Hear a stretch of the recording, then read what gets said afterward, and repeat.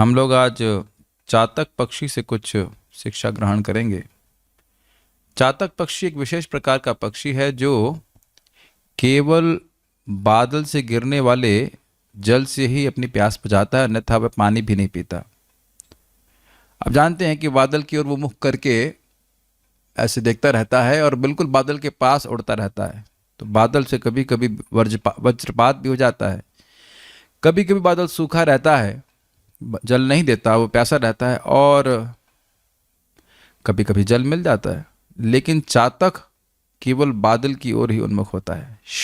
घन बादलों का रंग भी भगवान के रंग से तुलना की जाती है। भगवान का रंग की तुलना बादलों के रंग से तुलना की जाती है।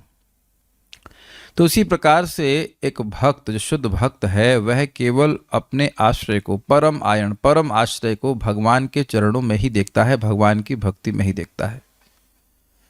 चातक पक्षी को कोई कहे कि भाई गंगा जल ले लो, गंगा जल तो शुद्ध है, गंगा जल तो स्वीकार कर लो, तो वह भी स्वीकार नहीं करता। यहाँ तक कि जब गंगा जी में वो गिरता है, मान लो गंगा जी में गिर रहा है, तो गिरता भी उल्टा है, उल्टे मुख गिरता है, ताकि मतलब मुंह ऊपर की ओर रहता है, पीठ की मुख गिरता है, ताकि जल, उसका गंगा जल जो है उसके मुख में न चला जाए। तो इस प्रकार की अनन्यता है।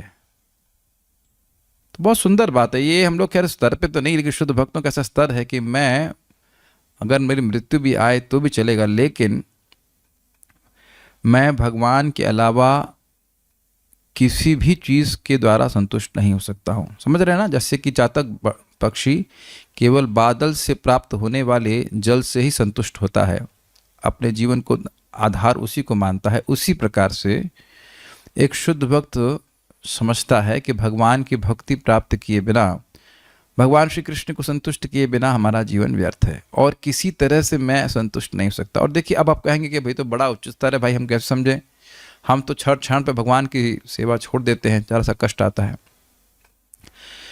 इसी में हरे कृष्ण मंत्र बहुत प्रभावशाली है। भगवान का नाम उच्चारण करते करते प्रभुपाद जी कहते हैं, व्यक्ति को ये अनुभव होने लगता है कि उसके एकमात्र प्रेमास्पद भगवान श्री कृष्ण है।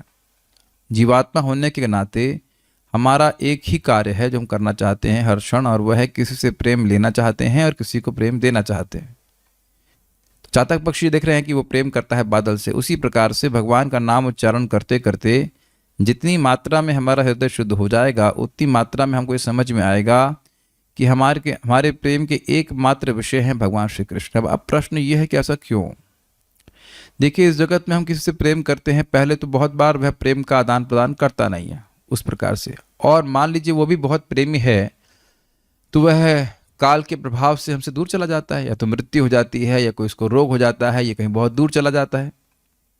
लेकिन भगवान तो हमारे हृदय में ही है, भगवान को तो कोई रोग होने वाला नहीं है, और भगवान हमारे प्रेमी हैं ही। एक प्रेमी अपने प्रेमी से कहता है कि तुमको देख करके ही हमारा हृदय पिघलने लगता है।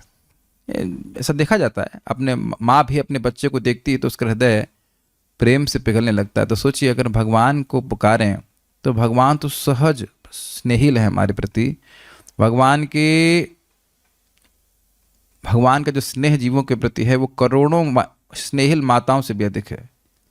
तो ये बात समझ में ना आने के कारण व्यक्ति अलग अलग आश्रयों को ढूंढ रहा है। लेकिन जैसे चातक पक्षी केवल समझ लिया है कि मैं बादल से ही पानी प्राप्त करके सुखी होऊंगा, ऐसे भगवान का शुद्ध भक्त समझता है कि भगवान की भक्ति करके ही मेरे जीवन में सफलता है। तो ये अभी हम लोग को भले न समझ में आए, लेकिन सिद्धांतता तो यही है, क्योंकि हम भगवान के अंश हैं, तो भगवान की सेवा करके ही सुखी होंगे। और इसमें हरे कृष्ण मंत्र हमारे बहुत सहायता करता है। जैसे जैसे हरे कृष्ण मंत्र के द्वारा हमारा हृदय शुद्ध होगा, उतनी मात्रा में हम इस चातक पक्षी के गुण को स्वीकार कर पाएंगे, अनन्य शरणता के शरण, अनन्य रूप से भगवान की शरण ले पाएंगे। सो लेट अस प्रे, भगवान करे कभी एक दिन हम चातक पक्षी की तरह अनन्य भाव से भगवान श्री कृष्ण का भजन कर सकें। सो लेट अस चैंट हरे कृष्ण नाउ।